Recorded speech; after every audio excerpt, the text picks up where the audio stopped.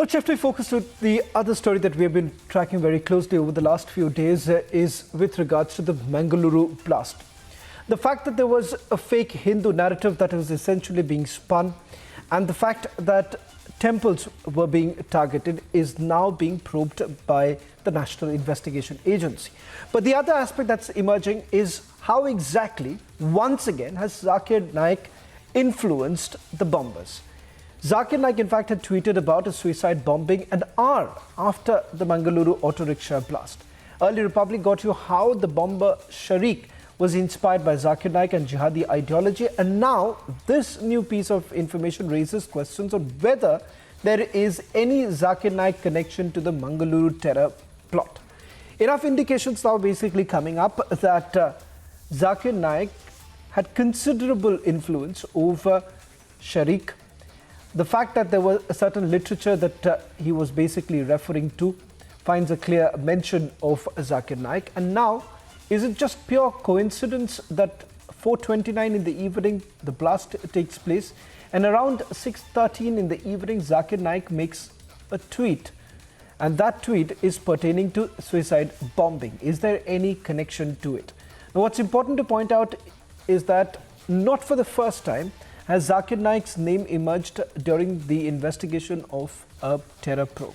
First, it was the Dhaka blasts, then it was the Easter bombings in Sri Lanka, and now it turns out that there could perhaps be some sort of a link with the Manglauru blast. A quick recap of what we know so far as the investigation that was first carried out by the Manglauru police, and thereafter the National Investigation Agency taking up the matter. Before I get into the details of it, let me also bring in former DGP of Jammu and Kashmir, Dr. S.P. Vaid. Mr. Vaid, thank you very much for speaking to Republic TV. One perhaps cannot really wish away the fact that Zakir Naik does actually play an important role in at least radicalizing youth. And this is exactly what is emerging even from the investigation that's being carried out in the Manglauru blast. First, it was the Dhaka blast, then the Easter bombing blast, and now in Manglauru too, it does appear that Zakir Naik may have played a pivotal role.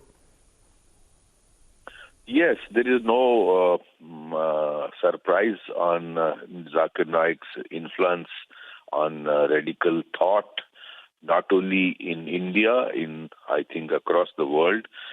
You had Easter blasting, bombing. You had Bangladesh bombing. You had in earlier also reports of some terrorists getting influenced by Zakir Naik, whether it is in Kashmir or other parts of the country. Even as far as England, I recall a bomber admitted that he was influenced by Zakir Naik. And the tragedy is that such radical Islamist preacher gets scot-free, is now in the World Cup of football, which is going on.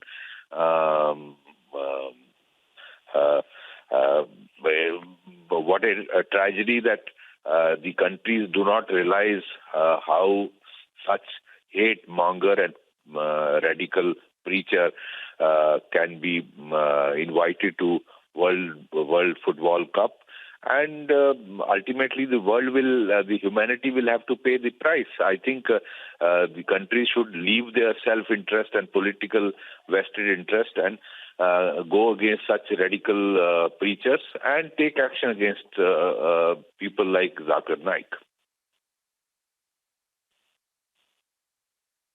Dr. Vaid, just one quick question before I let you go. This is with regards to the fact that it took some amount of time for the Indian government to also raise an objection about the presence of Zakir Naik in Qatar. And that's exactly why many would say that, strong action was never really taken against Zakir Naik. The fact that he managed to escape from the country and then the prosecution actually begins.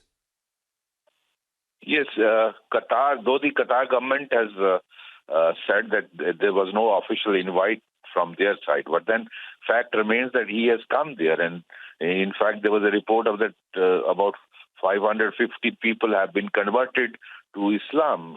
So such a preacher, I think the investigating agencies need to be more precise in collecting evidence of his influence, and Interpol needs to be actually taken on board with the cooperation of all member states, so that red card notice is issued against him, and he is not able to travel from Malaysia to Qatar or any other country.